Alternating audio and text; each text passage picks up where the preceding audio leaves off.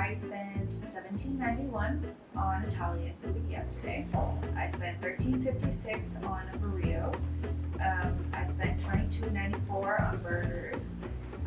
Spent $8 on coffee, $7 on ice cream, another $8 on coffee, $114 on online shopping, another $8 on coffee, and that's basically the summary of my expenses for the month.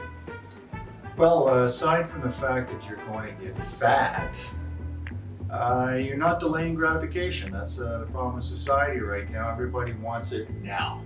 So they're willing to go into debt to get the big shiny objects, the big car, the big house, $7 coffees, online shopping, whatever that is.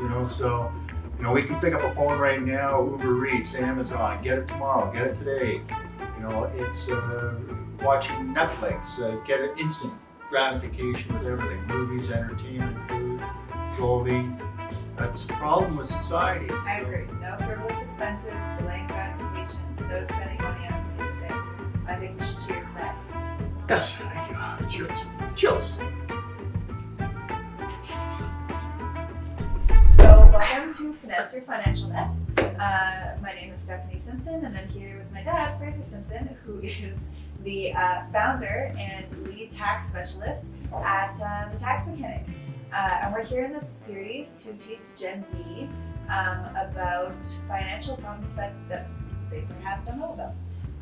We're starting off this season with learning about personal finances. And this episode, we're going to talk about how to budget. So I think to start off, I think we can both agree that the main principle of being financially healthy is you have your revenue, which is how much money you make. You have your expenses, which is how much money you spend, and you want to make sure that your revenue is higher than your expenses so that you have money in between to be saving or investing or for other uses. And the only way that you're going to be able to know how much money you're saving and be able to save more money is by reporting your expenses and making a budget. So how do you think that Gen Z should start going about making a budget? Well, the first thing you should do is track your expenses for a month and your revenue and categorize them. So categorize all meals and entertainment together, your $7 coffees, eating out, groceries, and divide them into two categories, one of fixed costs and one of variable. Fixed being, expenses that you must incur or should incur to maintain your lifestyle, rent, for example, or mortgage, interest expense or payments.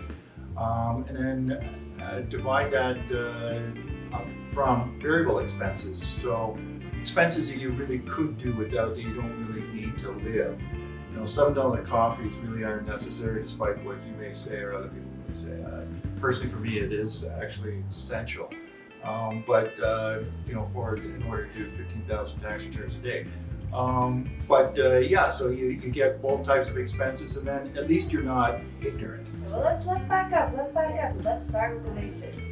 So there's fixed and variable expenses. And the main difference between them is that fixed, no matter what you do, you're going to need to spend money on it. And variable is something that you can add more money to or less money to depending on what you have in your budget.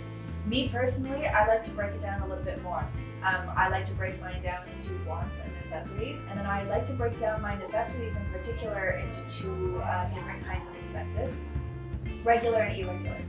One of the biggest mistakes I made when I started my budget is that I was looking at my month-to-month expenses, things that were recurring every single month, and I forgot that there are necessary expenses that you don't have to pay every month. Things like taxes or gifts during Christmas or professional fees that might happen, once or twice a year, but they're not going to be included in your month-to-month. But if you don't budget for it, you won't have enough money to be covering those sorts of things. So you have to include them in your budget. Well, that's where the analysis comes in handy, because you could look at your budget. Somebody experienced like myself, I could look at a monthly budget and see right away, where's your taxes for the year? You don't have that income. Where's your insurance? Your insurance you typically pay once a year, but you should divide it up into a monthly expense so that you can allocate for it when it does come up. Right. So in taxes, for sure, is if self-employed people, I never see them in the budget. And it's like at the end of the year, they get whacked with tax and it's like, then they get into a cash flow problem. So You're definitely not biased in saying that as a tax professional. no, well, that's true. But I see these every day and people come to me about budgeting and then I hear the old argument even from yourself, I don't have enough money to invest for retirement or to contribute to an RSP or to have an emergency fund. Well, you start looking at your line items, right? See what, now you can make educated decisions.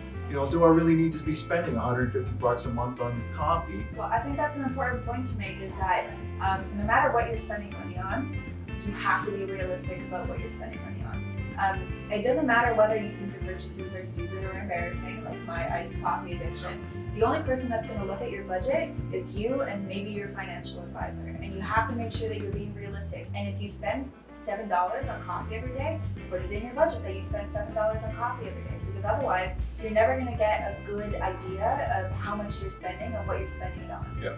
But you can also make small changes. Like if you're doing, say your coffee, first of all, you'd probably be shocked at what you're spending a month on coffee. Then once you look at that, maybe have it 5 days a week instead of 7.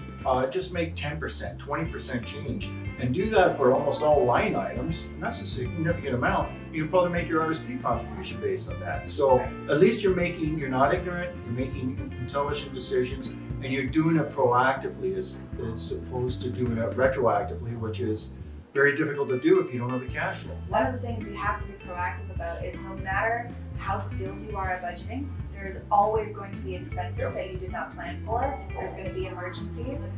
For example, right now we're in the middle of a pandemic, which no one saw coming. You have to have an emergency fund. If you don't have an emergency fund, you might be in a crisis and you won't be able to pay your necessary expenses and you're going to be in a lot of trouble. So I think the question then is, how much do you think is a reasonable amount to have in an emergency fund? Well, rule of thumb is 3 months, but I think it should be more than that. 3 months what? 3 months expenses, so that you pretend that you're not going to have any revenue, and do you have enough savings to last for 3 months? Now that should be a line item on your budget. So if you do not have that, then you should start allocating part of your budget to that and taking it away from other line items. That's basically what budgeting is making sure that you have allocated funds for the expenses, future expenses that you're going to incur. And then if you don't, now you have an issue, but at least you can deal with the issue now as opposed to dealing with it 6 months down the road when it's a problem. I agree. I would argue though that we're talking about Gen Z who most likely is in high school, university, or just got out of university, likely isn't making a lot of money. I would say a good reasonable amount is to start with say $1,000 to $2,000. That won't really save you if you're in a crisis, but it'll get you through the week while you figure out your finances. And then from there, that's the baseline. From there, you should be making contributions in your budget every month to be able to grow that fund until you get to 3 months expenses or more, depending on how safe. Well, I think even Generation Z can make those educated decisions. If you're in that situation, you don't have 3 months expenses, perhaps you should get a side hustle. Perhaps you should start flipping. But you've now got to go through your checklist and go, what can I do here? Because that's it. I don't care what the situation, that's an issue. And it can happen to Gen Z. They're more likely to get laid off than anybody else. So you're being now you're vulnerable. Don't get in that position. Make your decisions beforehand and try to address them. Hey, maybe you have to go get a part-time job doing something in order to get those funds for 3 months. And there's a solution for anything if you put your mind to it.